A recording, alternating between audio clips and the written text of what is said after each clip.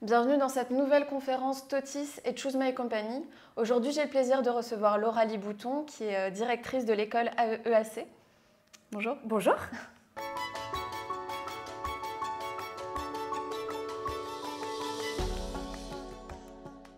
Alors, dans un premier temps, je vais vous laisser vous présenter. Ok. Alors bonjour tout le monde, je suis Laura Libouton, donc comme vous le disiez, je suis en effet directrice de l'EAC et notamment du campus de Paris.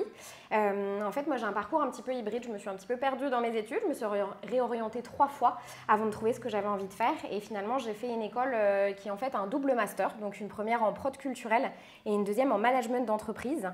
Et puis suite à quoi j'ai monté mon festival de théâtre et j'ai ensuite travaillé dans plein de milieux différents, le marché de l'art, la musique, le luxe. Et puis en enseignant depuis quelques années, on m'a finalement confié la direction de l'école en mars dernier. Donc voilà, j'assume cette belle mission depuis mars dernier. D'accord, merci.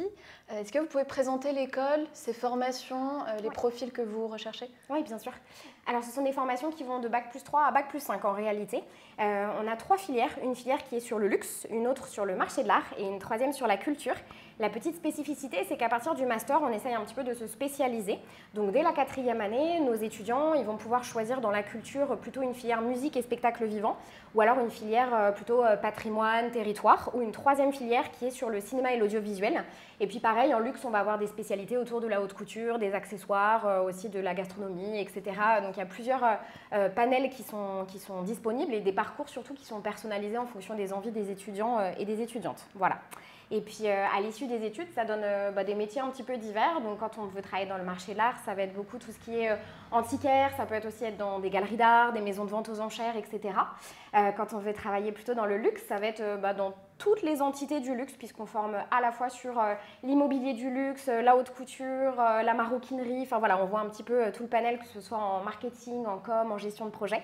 Et puis en culture, donc là, en fonction de la filière que vous avez choisie, il y a le fait de travailler par exemple dans un label de musique ou par exemple pour une salle de théâtre. On peut aussi travailler dans un musée, on peut travailler aussi auprès des publics dans un château, ça peut être aussi travailler pourquoi pas en prod cinématographique, en VR, en jeux vidéo, il y a plein de choses comme ça. Nous, l'idée, c'est vraiment qu'on forme des chefs de projet. Donc ça va pas du tout être la partie technique, c'est vraiment comment on accompagne les artistes dans leur quotidien et comment on est un peu des passeurs quelque part de culture et de diverses formes d'art. Voilà. Plus sur l'expérience étudiante, Ouais. quelle influence a eu le label Happy at School? Donc le label Happy at School, il est hyper important pour nous. On s'en est beaucoup inspiré pour un peu réfléchir à comment on allait dynamiser la vie étudiante notamment. C'est vrai que c'est quelque chose qui avait été remonté l'année dernière sur une envie que ce soit un peu plus dynamique, un peu plus dense, etc. Donc très tôt dans l'année, on a pris la tâche des étudiants pour justement leur demander leur avis. Donc via un petit sondage, on ne voulait pas décider nous dans notre coin ce qu'on avait envie de faire. Je pense que nos envies à nos âges ne sont pas tout à fait les mêmes que des envies étudiantes, donc c'était important de les consulter. Et puis à partir de là, on a mis en place des clubs. Donc on va avoir un club de musique, évidemment on aura un BDE, on a un bureau des arts qui s'occupe de trouver des places d'expo, de concerts, etc. à des prix réduits.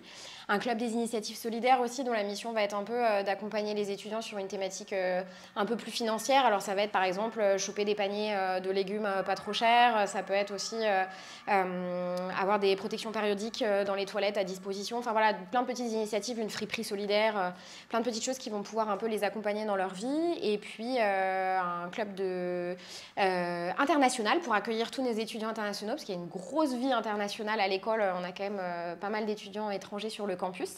La deuxième chose aussi, c'est qu'on nous a demandé d'accompagner un peu les étudiants après finalement leur formation. C'est vrai que nous, on avait tendance à penser que c'était des professionnels, que certes on était là, on continuait à prendre des nouvelles, etc. Mais ils avaient envie d'encore plus d'accompagnement, et notamment sur la dynamique vraiment entrepreneuriale des choses.